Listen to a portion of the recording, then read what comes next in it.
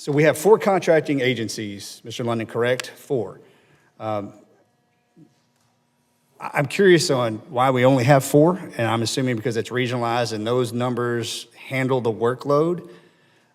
Given the numbers that we are deficit, do we need more? Can we have more, or have these 4 companies monopolized, for lack of a better term, the VA, the system itself? And I would say if we lose one, we are in bad shape.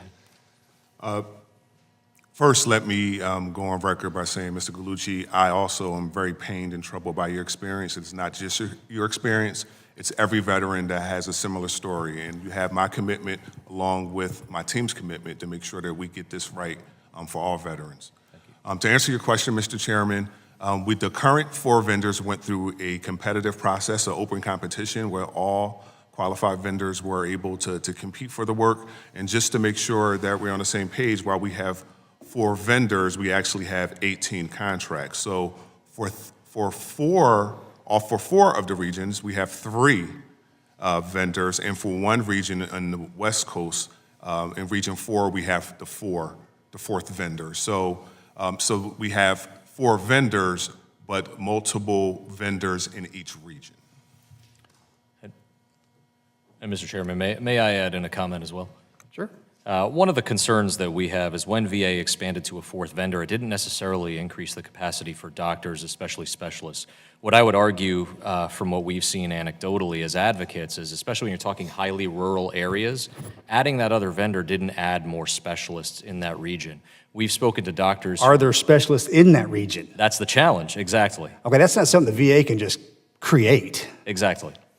So one of our concerns when they expanded to even that 4th vendor was, where are you going to find the specialists? We know many doctors, especially specialists. There was a doctor in rural New Hampshire who was contracted with all 3. She's not adding any more hours to her day to see veterans because there's a 4th contractor. I have concerns that the problem is much deeper and speaks to the availability of those services in the marketplace. So one thing I've seen is that the vendors, but facilities, they seem to be leaving more than we are gaining facilities to help in this space. Is that a fair statement? Thank you very much for the question. And just to make sure that we're on the same page, net, the 4th vendor did add new providers. They brought new providers to the entire program. But Mr. Gallucci makes a great point about specialists.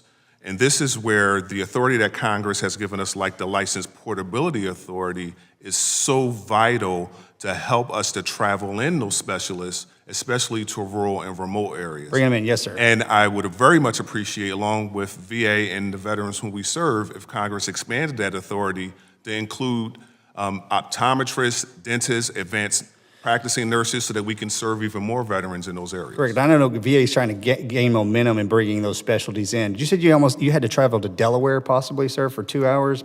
So my question with that is that because that's the only facility between you and that space that has what you need? So, sir, this one was very confusing to me because I had seen a specialist. I live in Arnold, Maryland, right? And so I had seen at first a general practitioner, as a nurse practitioner, in 2 towns over in Glen Burnie. When VA called me for the rework, they offered me a date that I couldn't make.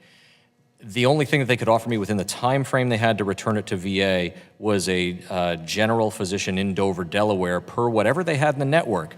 The problem with that, though, reading GAO's report, they're supposed to do that within 50 miles for a general. Dover is 62 miles from my home. So I'm not even sure why that was. Was there anything within? I'm going to go long. Was there anything within the 50? I'm trying to find out, which this is very complicated. But if the VA can't find something in 50 miles, but 62 is sitting there, are they offering that up? They did offer Dover, but that had more to do with the time frame. You said 125 days is not realistic. You said 125, correct? 125 for what VA views as backlogged, yes. So you want to expand that to a greater number? I want VA to measure different things. I want VA to speak to the expectations that veterans have in the process. The time it takes to acquire records is very different from the time it takes to complete exams, imagery lab work, and then rating claims. VA is actually doing very well at the last part. So here's the tricky part, because we, the committee, subcommittee and committee, are constantly hitting the VA in the face with a sledgehammer on, like, you need to get the numbers down. They have to be shorter, shorter, shorter. So if 125 is, you see where I'm going with this? If it's Yes, if 125 days is too short, so now I'm at a pause. I'm like, okay, hang on for a second. If they're jumping out of their way to do everything they can, and it's not going to be comfortable for us, because the VA is listening to what we're saying. Is like, you will do this, and here they are trying to create this infrastructure that is very hard to manage in order to get everybody what they need. And of course, there's going to be mistakes, right? And we're trying to find that little sweet spot. This is where I think there is a happy medium. And we had a conversation about 2 years ago with Mr. Frew and Willie Clark about this. And they were very concerned about their COVID backlog. And we had to have the realistic conversation that what you're viewing as a backlog are the veterans who have asked VA to pause their exams. There are two different numbers. Yes, there's the 125, and there are veterans who expect it to be done very efficiently, very quickly.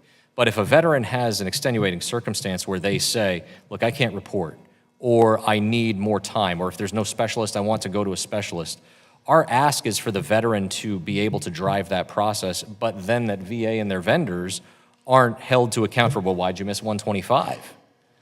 Because the veteran asked. Okay, I'll come back to that in the second round of questioning. I apologize, Mr. Ranking Member.